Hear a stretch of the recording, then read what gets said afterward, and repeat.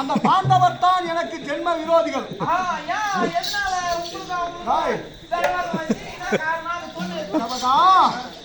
நாங்கள் சிறிய வயதாக இருக்கும் போதே பாண்டவருக்கு எங்களுக்கும் சதி சற்பனை.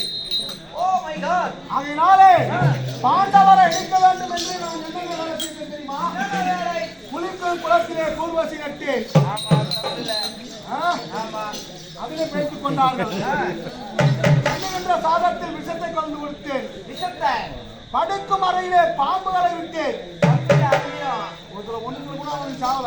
அவன் தான் சாவல. எங்கேயும் சாவ போற. ஆமா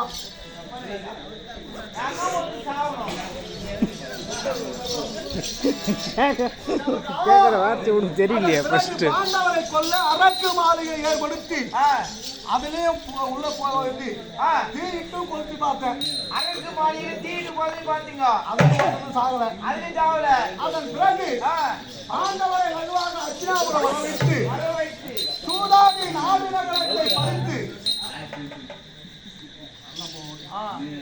நகரத்தை பறித்து கானக ஓட்டினேன் பாண்டவரை.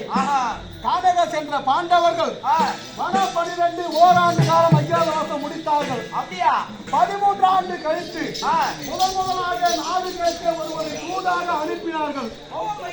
அப்படி தூதாக வந்தவன் முழுகுமா முனிவன். ஆமா,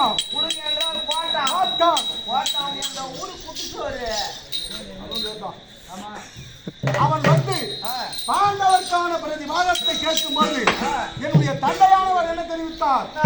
காடாண்ட குந்தி மக்கள் காடு, பாண்டவர் காடு, நாடாண்ட என் மகன் துரியோதனன் நாடு, காட்டை இடித்த பாண்டவர் பாகம் மறுபடி என் நாட்டை இடிக்கத்தகாது. அப்படி என்று கட்டளையிட்டால் உன்னுடைய தந்தை ஏண்டா எங்க அப்பாவே நாடு சொல்லிட்டு காடுக்கு போக வேண்டியது கம்நாட்டி பசங்க. ஆனா காடுக்கு போகவில்லை. போல 2வது ஒருவரை தூதாக அனுப்பினார்கள்.